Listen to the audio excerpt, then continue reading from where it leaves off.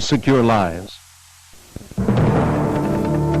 Johnny Kelly provides the nostalgia. A two-time champ from Kenya provides the speed at the Boston Marathon. Kurdish relief efforts bogged down as the death toll rises to an estimated 1,000 a day. And some youthful advice for legislators considering lengthening the school year. Please, no.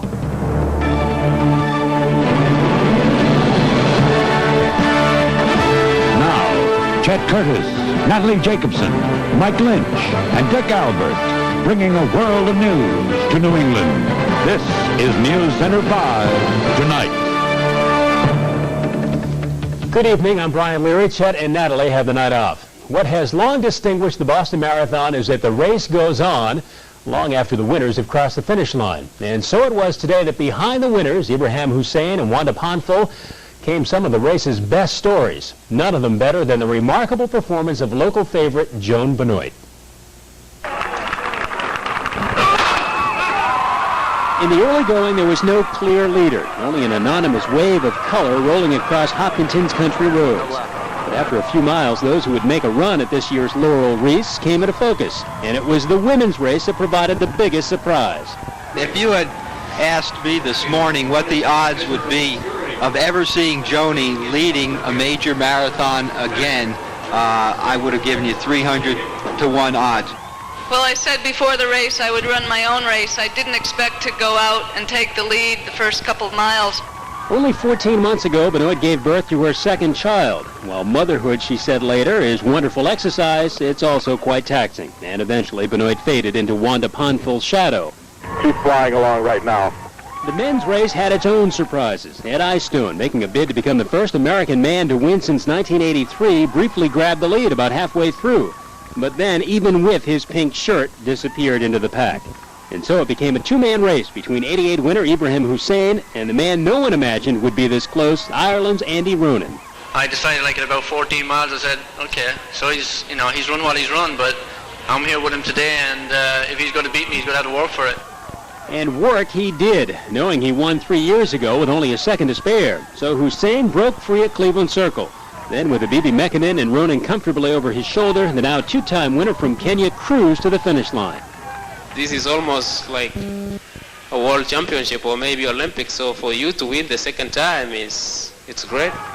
The winning time for Hussein, an average 2:11.06. The winning time for Ponfil of Poland, an exceptional 2:24.18, the second best ever. Thank you very much. Thank you.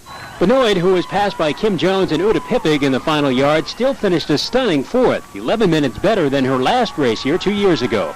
But the day's fastest time was turned in by Jim Knab, who broke the American men's record in the wheelchair division, and in the process paid tribute to those who make this event more of a public celebration than a race.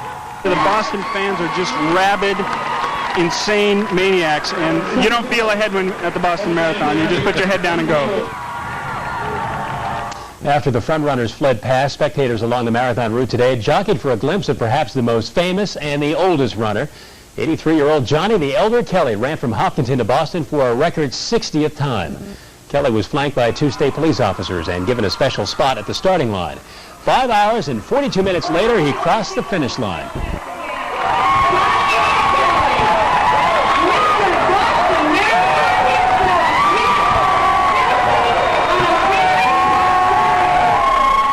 Mr. Marathon was crowned with a laurel wreath and presented with a statue of the Johnny Kelly winning the marathon in 1935, holding hands with the Johnny Kelly of 1991. Mr. Kelly says he's satisfied with his time, but didn't like the cold and wet weather. Doctors say Kelly is doing fine tonight. He's resting up at a Boston hotel with his wife. Well, thousands of runners tonight are nursing aching hamstrings, resting blistered feet, and trading marathon war stories. They're basking in the afterglow of finishing the race, even if it was several hours after the winners. Tonight, News Center 5's Byron Pitts caught up with a few of the stragglers. I think I like to get to the finish line and call it a day. They are the unsung heroes of Boston marathons, past and present. Long after the grandstand had emptied, the clock had stopped, the streets had reopened to traffic, they pushed on. We started at 6 this morning, and why did we go 6 hours before the first runner passed us? The same reason. We're not going to stop now. I mean, we started and we're going to finish it. It was so close. It's so good. I don't want to quit now. You can do it again? Yes, sir. I said I want to do it. And, this is one of the things I like to do before I die, and I've done it, so I'm happy. And for all those who did it, a free meal and party at the Tremont House. Enough food to feed some 6,000 runners. 400 miles of pasta. 2,200 pounds of lettuce. Cases of soft drinks and juices. Even for experienced marathon runners, Boston is a humbling experience. This is different from most marathons in that the crowd really comes out for you. You know, it's so much of an encouragement when you're coming in, especially coming into Boston, and you're near death, and they're all cheering and yelling. It does pick you up. After dinner, dancing at the Roxy. But long after the music fades and aching muscles heal, the memories of Marathon Monday will linger. For many, this would be the first and last Boston Marathon. Perhaps not a record performance, but a valiant one they and their friends can be proud of. In Boston, Byron Pitts, News Center 5, tonight. We'll have much more in today's marathon later in sports, including marathon milestones. Tonight's Teletrend looks at how today's Ibrahim Hussein, apparently. I don't know, Billy's been training in Colorado, obviously, where it snows all the time. This didn't seem to bother him a bit. Thought you might get a world record or a course record out of it, but that didn't happen. But Hussein never let any runner get more than a couple of yards ahead of him all day, and he seemed not to care a bit about a course or world record, just as long as he won. And with 4 miles to go, he put it into a gear that no other runner had in their transmission. Hussein is king of the 95th Boston Marathon, but the king for all time of Boston probably will be Johnny Kelly. In his 60th Boston, he was there leading the pack at high noon.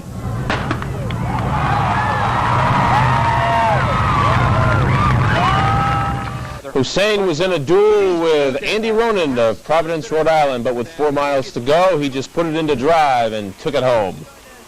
Because I was feeling very strong today, and I think I didn't want to do anything crazy like the things we did last year.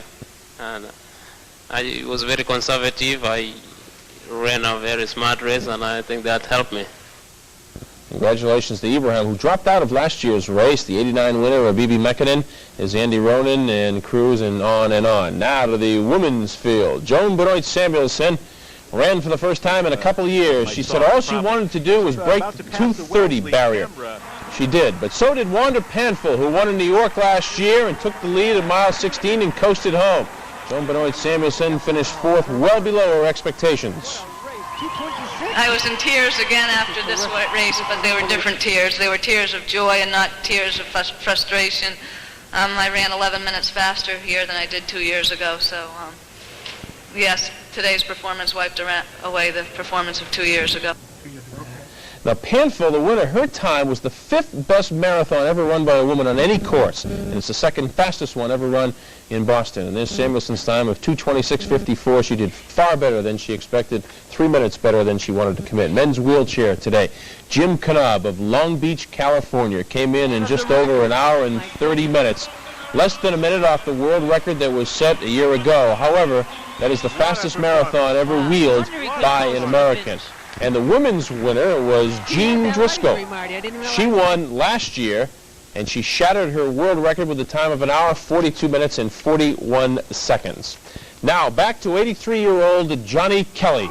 He finished a little bit more than 5 hours and 40 minutes. And watch this as he crossed the finish line. His wife, Laura, is waiting for him, and Johnny just tumbles right to the ground. Now, she banged her head. We wouldn't show you this if any of them were hurt at all. The story has a very happy ending. Laura got to her feet, Johnny got to the feet, and Johnny was just worried if she was all right, and she said, other than a little bump in the back of my head, I'm doing just fine. They both went to the medical tent, then to their hotel room, and couldn't understand what all the fuss was about. They said they're okay. As long as Johnny made it across, he did in his 60th Boston Marathon, 5 hours, 42 minutes, and change. Now, marathon, subject of our teletrend tonight, and take a peek at Hussein's time today in relation to the world record and the Boston record. You see he's pretty far off on both of them. But as we take a peek at Panfil's time today in the women's field, she is very close to some of the records set. Joni Benoit's record set here in 1983. She is the 2nd best Boston of all time. But what's more impressive is that her time today was faster than the winning time for 25 of the men going back over the years. And there's, for example, the 1958 men's winner's time of 2:25.54, and she beat that by well over a minute. Well, meanwhile, down the street in Kenmore Square, the Red Sox, they remain winless in the 5 games Roger Clemens has not started, but today, Matt Young, their starting pitcher, deserved much better. He was brilliant in his 9 innings. His mates couldn't get him a run. Sox lost in 13 innings, 1-0 in the final. Young went 9 innings, gave up a mere 2 singles, and had 4 strikeouts. Sox had an excellent opportunity in the scoreless game in the 5th inning. Runners on 2nd and 3rd, and Jack Clark decides to come home, and he is gunned down. In the 13th inning they went, and Brooke Jacoby will take Dennis Lamp deep into the screen, and that ended it, folks. Sox couldn't get anything in the bottom of the 13th. They lose it 1-0. Toronto goes to 6-2 on the year. Chicago has the best record in the American League West, and Sam Horn hits a grand slam for Baltimore. St. Louis and the Mets are your winners. Sox today, and from there it was back to his old high school. His message to the students of Morris High: stay in school and stay off drugs.